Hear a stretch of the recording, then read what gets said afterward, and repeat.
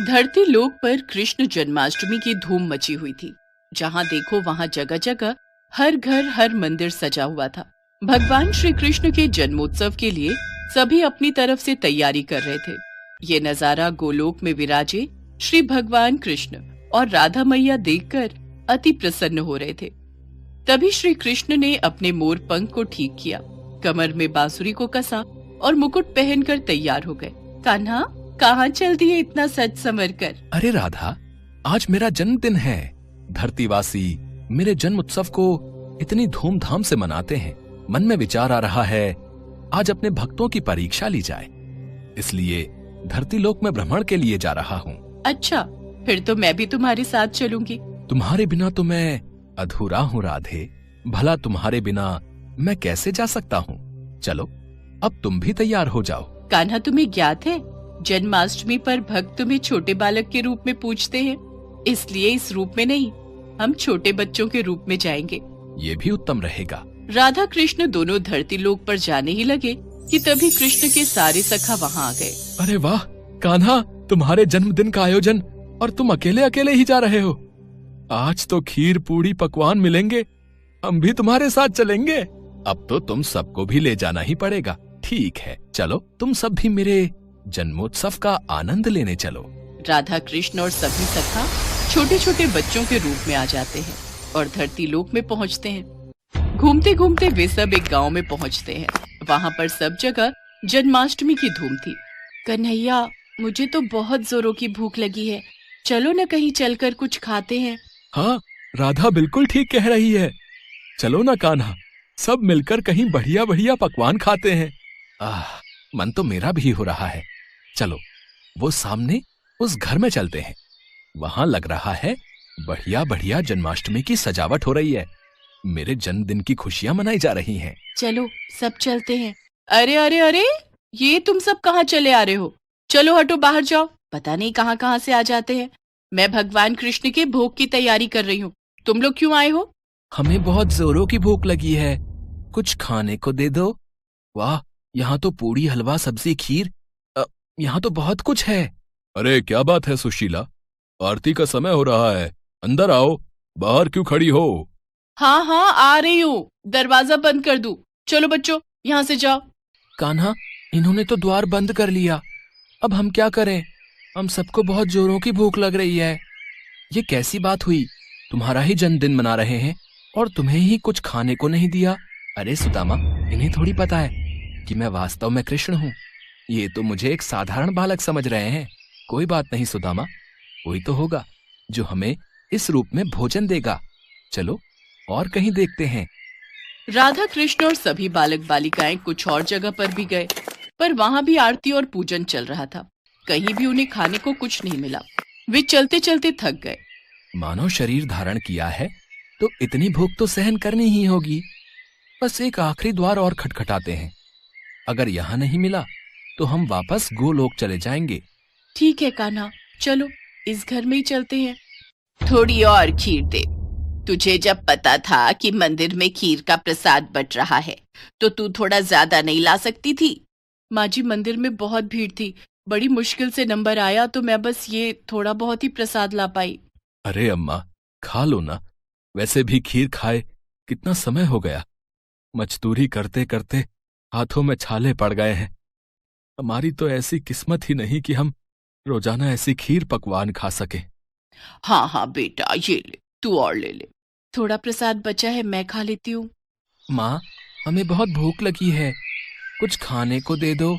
ये लो, पहले ही थोड़ी बहुत खीर है, उसमें से भी ये बच्चे भी मांगने आ गए। कुछ नहीं है यहाँ, चलो जाओ यहाँ से। रुको माँ, मैं दरवाजा बंद करके आता हूँ। सुनिए, आज जन्माष्टमी का त्योहार है, भगवान कृष्ण का जन्मदिन। ये बच्चे उन्हीं के रूप में लगता है झांकी लेकर निकले हैं। हो सकता है इन्हें रास्ते में भूख लगाई हो। थोड़ी सी खीर है मेरे पास, इन्हें दे देती हूँ। ऐसे द्वार पर आए बच्चों को भूखा भेजना मुझे ठीक नहीं लग रहा।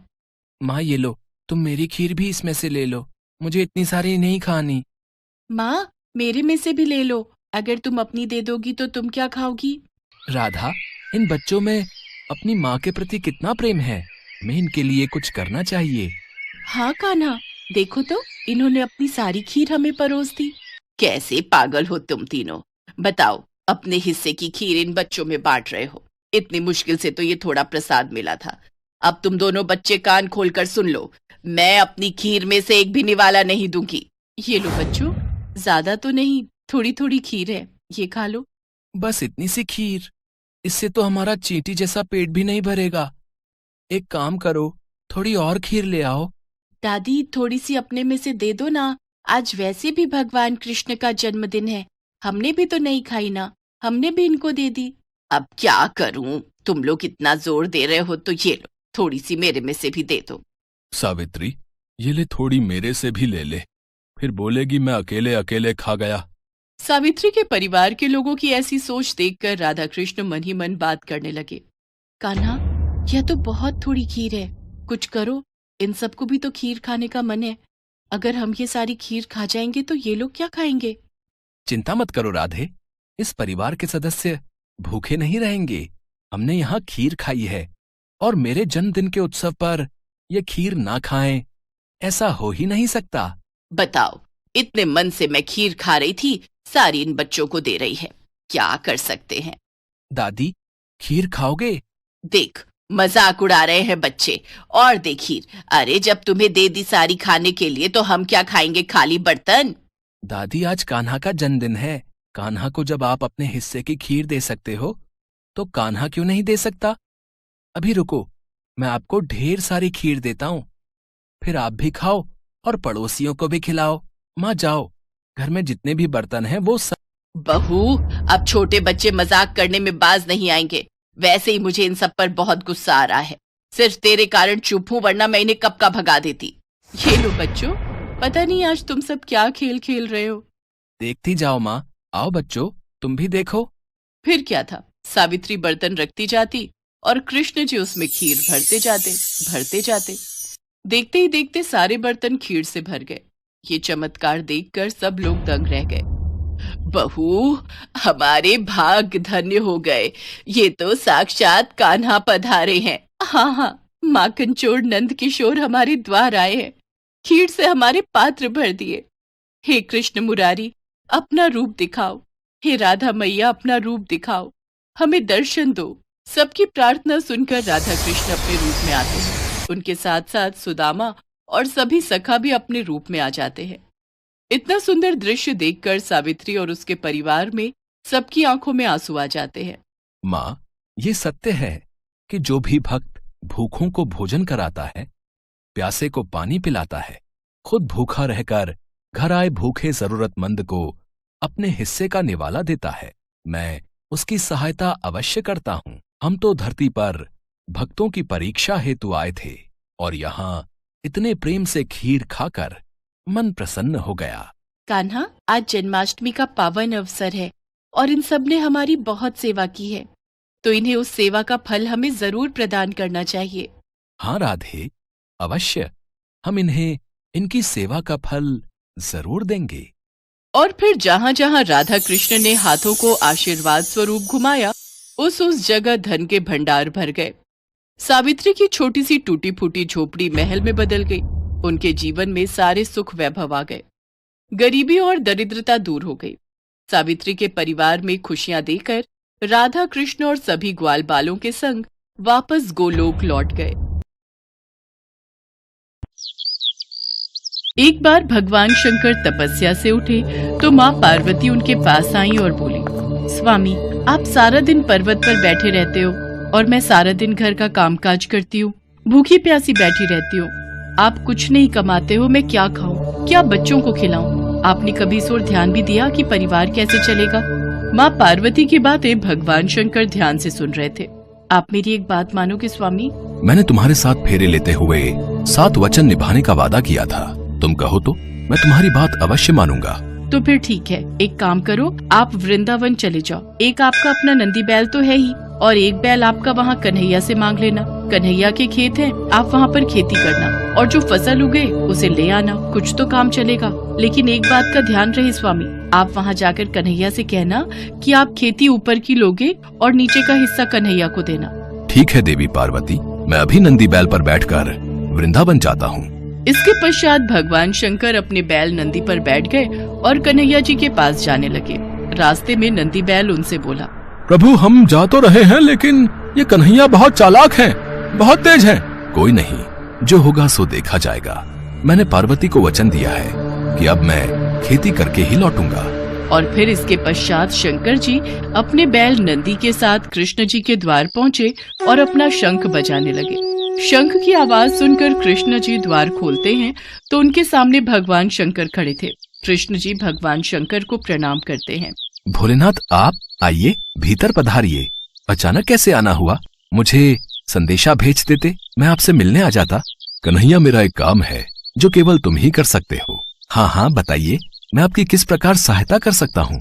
मुझे आपके खेतों पर खेती करनी है। एक बैल मेरे पास है और एक बैल आप अपना दे दो और अपने खेत पर मुझे खेती करने के लिए दे दो। क्यों मैया, आपका क्या विचार है? भगवान शंकर हमारे खेतों पर खेती करना चाहते हैं।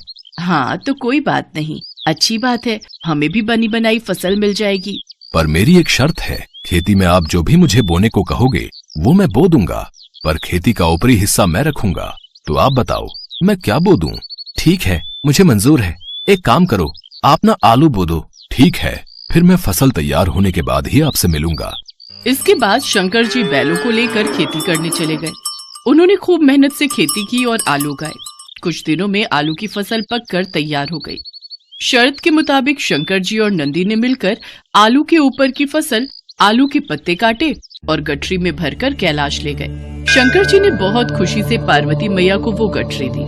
पार्वती मैया ने जब गठरी को खोलकर देखा तो वो हैरान हो गई। उस गठरी में तो पत्ते ही पत्ते थे। प्रभु आप ये क्या उठा लाए हो? खेती कहाँ है जो आपने की थी? पार्वती मैंने तो वैसा ही किया जैसा तुमने मुझसे कहा। मैंने ऊपर की खेती का हिस्सा लिया और कैलाश लौट आया। मुझे कुछ नहीं पता प्रभु, अब मैं इन पत्तों का क्या करूं? ये पत्ते किसी काम के नहीं हैं। अब आप दोबारा जाओ और दोबारा खेती करके लाओ। और हाँ, अब की बार आप नीचे की खेती मांगना। एक बार फिर भगवान शंकर नंदी के साथ वृंदावन जाने लगे। रास्ते में नंदी ने उन्हें फिर समझाया कि कान्हा बहुत चतुर है, तो आप सावधान रहना। शंकर जी ने फिर से वही कहा कि जो होगा देखा जाएगा। कन्हैया मुझे आपके बैल और खेत फिर से चाहिए। मुझे एक बार फिर खेती करनी है, पर इस बार मेरी शर्त ये है कि मैं खेती नीचे की लूंगा, ऊपर की आप रखना। बताओ मैं क्या बो दूं? ठीक है फिर तो आप बाजरा बो दो। कृष्ण जी के कहने पर शंकर जी ने बाजरा बो दिया और खेती की।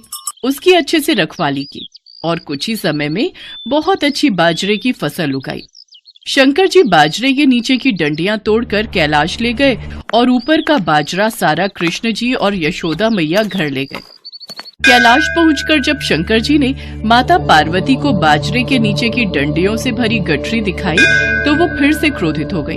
अरे आप ये क्या ले आए? ये तो घास फूस है, इनका मैं क्या करूंगी? इसमें बाजरे के दाने कहाँ हैं? पार्वती मुझे तो तुमने कहा कि मैं नीचे की खेती ले आऊं, इसलिए ऊपर की खेती मैंने कन्हैया को दे दी। मुझे कुछ नहीं पता, मैं क्या बनाऊं और क्या खिलाऊं। आप एक बार फिर से जाओ और इस बार कन्हैया से कहना कि ऊपर और नीचे दोनों की खेती आप ही रखोगे। ठीक है पार्वती, जैसा तुम कहो, मैं फिर से जाता हूँ। चलो नंदी। शंकर जी कन्हैया के द्वार पर पहुँचे और उनसे फिर से खेती करने के लिए कहा। कन्हैया इस बार ऊपर और नीचे दोनों की खेती मैं ही लूंगा। बताओ मुझे क्या बोना है? ठीक है, इसमें मुझे कोई आपत्ति नहीं है। आप इस बार मक्का बोलो। इस बार आप ऊपर और नीचे की खेती ले लेना और जो बचेगा वो मैं रख लूंगा। शंकर जी फिर से खेती करने लगे। कुछ ही समय में मक्का की बहुत अच्छी फसल उगाई। कृष्ण जी यशोदा मैया के साथ मिलकर बीच का हिस्सा यानी कि मक्का तोड़कर घर ले गए और ऊपर और नीचे की फसल भगवान शंकर कैलाश पर्वत पर ले आए। इस बार नंदी और भगवान शंकर बहुत खुश थे कि ऊपर और नीचे की दोनों खेती देखकर माता पार्वती बहुत खुश होंगी। पर जैसे ही उन्होंने माँ पार्वती को खेती की गठरी पकड़ाई, जिसे देखकर माँ पार्वती अपना सिर पकड़कर बैठ गई। अरे ऊपर और नीचे की फसल तो ले आए, पर इसमें भुट्टा कहाँ है? पार्वती तुमने ही तो कहा था कि ऊपर की और नीचे की खेती लेकर आऊं, इसलिए मैं ऊपर और नीचे की खेती ही तो लेकर आया हूँ। अब मैं भोला भाला जैसा तुमने मुझसे कहा मैंने वैसा ही किया। तभी कृष्ण जी आते हैं। माँ पार्वती भोलेनाथ बिल्कुल उचित कह रहे हैं। भोलेनाथ को तभी तो भक्त भोले बाबा कहते हैं। भोलेनाथ तो भाव के भूखे हैं, प्रेम से जो भी इनको कुछ भी अर्पित करता है वे ग्रहण कर लेते हैं। आप धन्य हैं भोलेनाथ। माँ पार्वती, भोलेनाथ के द्वारा की हुई खेती मैं ले आया हूँ, इसे स्वीकार कीजिए। माँ पार्वती देखती हैं कि भगवान भोलेनाथ ने तो बहुत ही बढ़िया खेती करके आलू, बाजरा और मक्का उगाया था। वो खुशी से फूली नहीं समाती। कुछ भी कहिए स्वामी, पर आपने नंदी और कान्हा के बैलों के साथ मिलकर बहुत बढ़िया खेती की है।